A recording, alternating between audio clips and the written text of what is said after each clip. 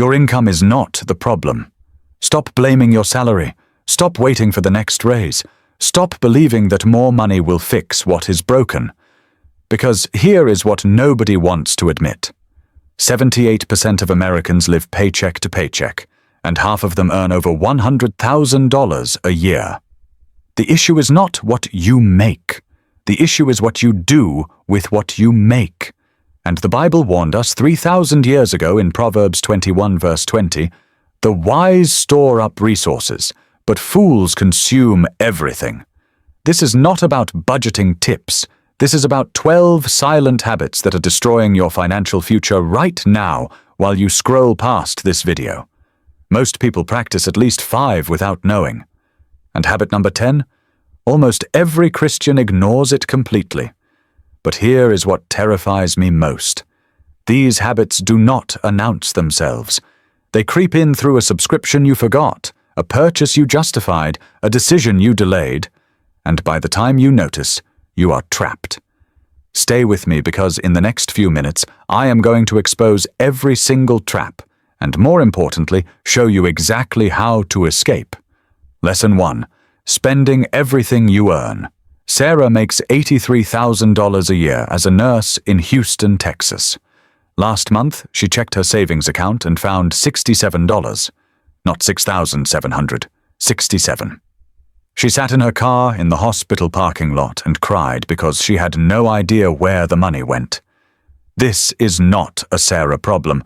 This is an epidemic. And Proverbs 21 verse 20 cuts straight to the heart of it.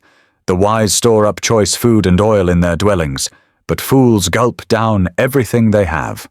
Notice that word, gulp, not spend, not use. Gulp, like an animal that cannot control itself. When you spend everything you earn, you are not managing money. You are consuming it. And here is the terrifying truth. Wastefulness does not just waste money, it destroys blessing. God cannot multiply what does not remain. You cannot build a future on emptiness. Every dollar that disappears without purpose is a seed that will never grow into a harvest. But wait, because most people who spend everything think they are being careful. They think small expenses do not matter. Lesson 2 will shatter that illusion. Lesson 2. Ignoring small leaks. Michael is a 34-year-old software engineer in Austin.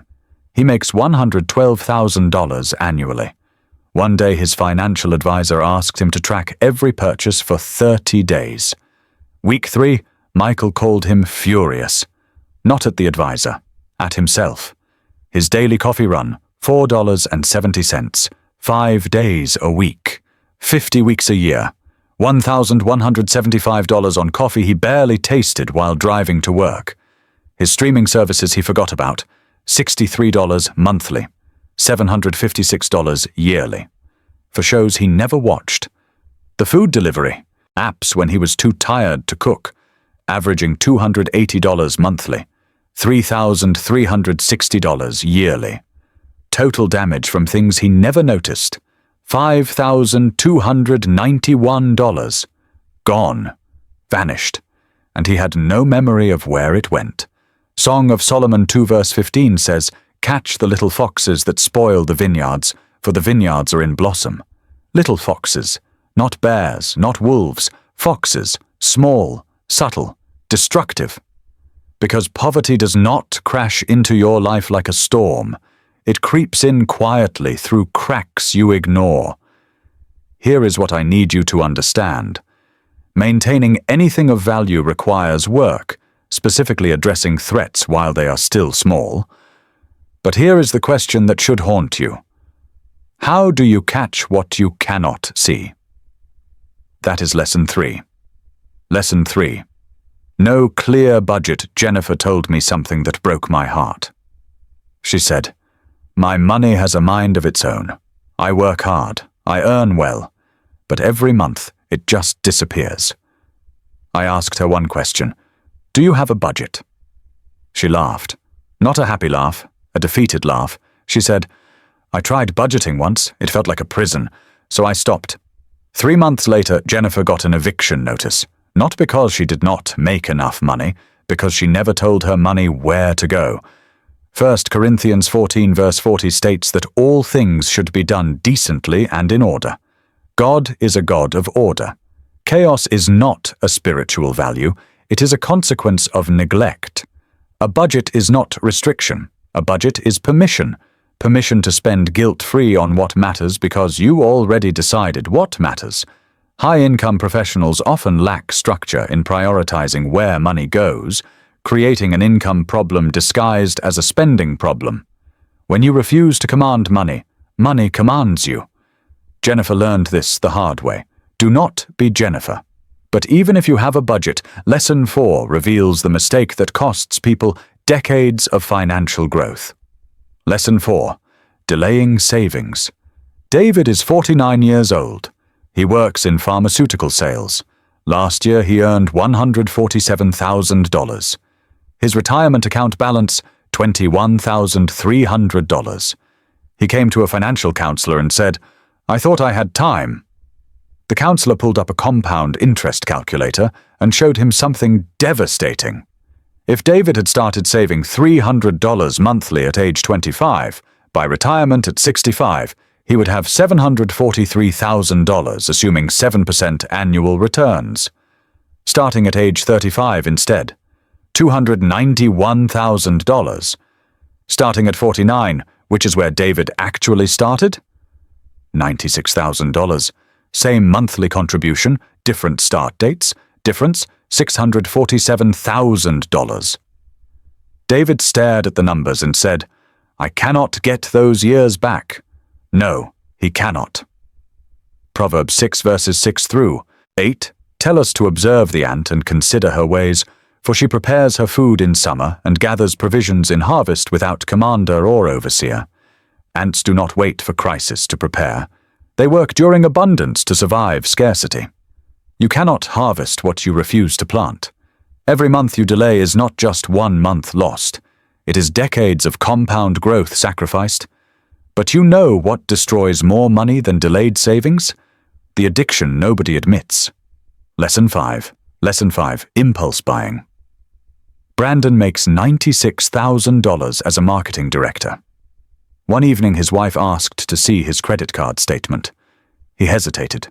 She insisted. Line after line of purchases he barely remembered.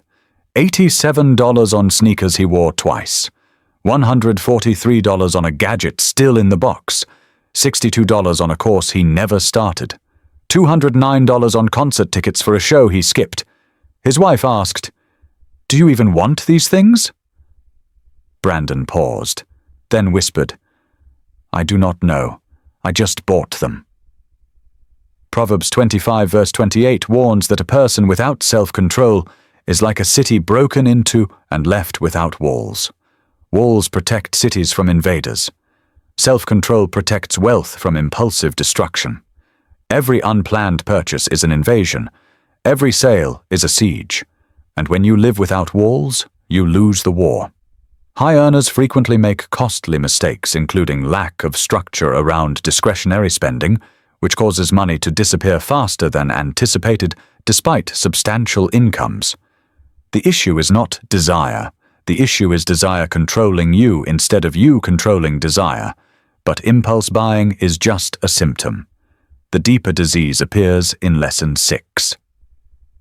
Lesson 6. Living for appearances. Tyler is 28. He drives a $52,000 truck. He wears $300 sneakers. His apartment has furniture from the expensive store everyone recognizes. His Instagram looks flawless. His bank account balance, $431. His credit card debt, $37,200. Tyler came to counseling because he could not sleep. Not from financial stress, from fear that people would find out the truth. I asked him, "Who are you trying to impress?" He said, "Everyone." I asked, "Has anyone you impressed ever helped you pay a bill?" Silence. Proverbs 13 verse 7 reveals that some pretend to be rich, yet have nothing, while others pretend to be poor, yet have great wealth. Pride is the most expensive lifestyle because it requires constant performance for an audience that does not care. Impressing others is financial suicide. High-income earners often face challenges from large mortgages, private schooling, or luxury purchases that erode savings if not managed effectively. The people you impress will not rescue you when the credit cards max out and the illusion collapses. But here is what nobody tells you. Living for appearances is actually a symptom of a deeper problem. And that problem is Lesson 7. Lesson 7. No long-term vision. Proverbs 29 verse 18 declares that where there is no vision, the people perish. Marcus is 31. I asked him, "Where do you want to be financially in 10 years?" He said, "I do not know. Comfortable, I guess." I asked, "What does comfortable mean? Numbers, lifestyle, freedom level?" He stared at me. "I have never thought about it. That is the problem. No vision means no direction. No direction means no discipline. No discipline means no wealth. Vision transforms spending from reactive to intentional. When you know where you are going, every dollar becomes a tool that builds the path instead of a resource that disappears into fog. Biblical financial stewardship starts with recognizing God's ownership and understanding your role as a steward, navigating decisions with wisdom and purpose by prioritizing God and practicing faithful management. Psalm 24 verse 1 teaches that the earth is the Lord's and everything in it. When you embrace God's ownership, you stop drifting and start stewarding. But even with vision, most people fail because of Lesson 8. Lesson 8. Rejecting counsel. Proverbs 15 verse 22 states that plans fail for lack of counsel, but with many advisors they succeed. Kevin makes $168,000 as an executive. He refused to hire a financial advisor because he said, "I went to business school. I can figure this out myself." 3 years later, his accountant showed him how much he overpaid in taxes due to poor planning. $41,000. Money he could have kept with simple strategies any advisor would have recommended. Pride cost Kevin more than mistakes ever did. Wisdom is borrowed, not invented. You do not need to learn every lesson through personal failure when others offer guidance rooted in experience. High-income professionals who provide documents to accountants only during tax season instead of engaging in year-round planning miss opportunities for deductions and strategies that significantly lower tax obligations. Tax preparation looks in the rear-view mirror. Tax planning looks at the road ahead. Isolation is expensive, but counsel cannot save you from Lesson 9. Lesson 9. Borrowing without strategy. Amber got a personal loan in 7 minutes using an app. $12,000 deposited instantly. The purpose? To consolidate credit card debt and finally get ahead. The interest rate she barely noticed, 23%. 2 years later, Amber has paid $9,400 in payments. Her remaining balance, $10,100. She paid $9,400 and still owes almost the original amount. She called me crying, saying, "I got the loan in 2 minutes and I will pay for it for the rest of my life." Proverbs 22 verse 7 warns that the borrower is slave to the lender. Debt feels fast, but becomes slavery. The speed of borrowing creates the illusion of convenience, but the slow grind of repayment reveals the true cost. Debt is not inherently evil, but careless debt is bondage. Strategic borrowing for appreciating assets can be wise. Borrowing for depreciating purchases creates chains that tighten monthly. Every loan has interest. Every interest has a cost. That cost is not just financial. It is emotional, relational, spiritual. When debt controls decisions, freedom disappears. But here is the habit that shocks me most. Lesson 10. Lesson 10. Laziness disguised as faith. Joshua is 26. He prayed for a promotion, fasted for it, believed God for it. But he showed up late to work 3 times in 2 weeks, left projects incomplete, avoided difficult conversations. When he did not get promoted, he said, "I guess it was not God's will." I said, "It was not God's fault." Proverbs 10 verse 4 teaches that lazy hands make for poverty, but diligent hands bring wealth. Prayer cannot replace diligence. Work is worship. Faith without effort becomes fantasy. God honors those who steward opportunities with excellence, not those who expect miracles to replace responsibility. Biblical financial stewardship involves managing finances with faithfulness and integrity, practicing honesty, diligence, and wise decision-making. Diligence prepares the ground. God provides the growth. But when you refuse to prepare the ground, no seed takes root regardless of how much you pray. Many believers confuse faith with passivity, expecting God to deliver results while contributing nothing. This is not faith. This is presumption. And it leads directly to Lesson 11. Lesson 11. Envying others' success. Jessica makes $71,000 as a teacher. Her best friend Rachel makes $94,000 as a consultant. Rachel bought a new car. Jessica bought a new car. Rachel went to Europe. Jessica went to Europe on credit cards. Rachel redecorated her apartment. Jessica redecorated too. 1 year later, Rachel has $18,000 in savings. Jessica has $23,000 in debt. I asked Jessica, "Why did you do this?" She said, "I did not want to feel left behind." James 3 verse 16 states that where you have envy and selfish ambition, there you find disorder and every evil practice. Envy steals energy from your mission. Comparison leads to imitation spending.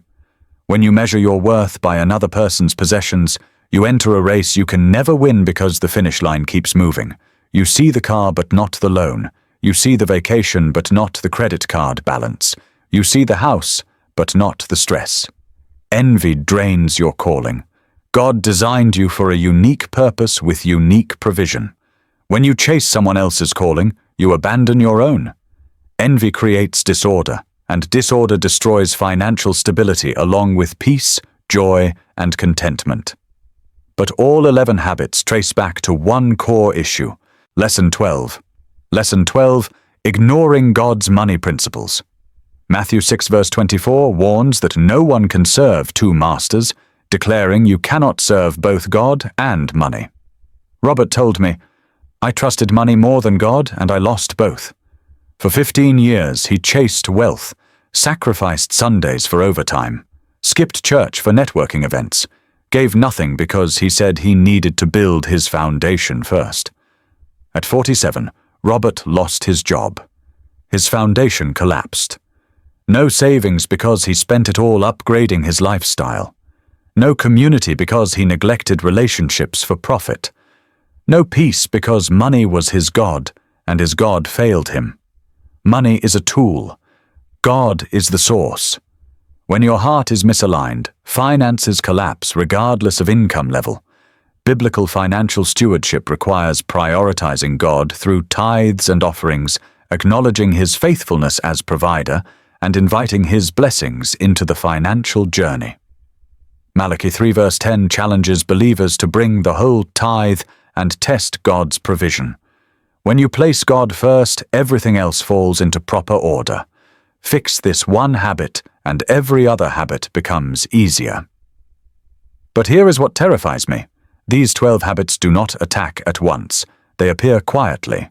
You skip saving 1 month, you ignore one subscription, you delay one decision, you make one impulse purchase, you impress one person, you reject one piece of counsel, and individually, each moment feels harmless.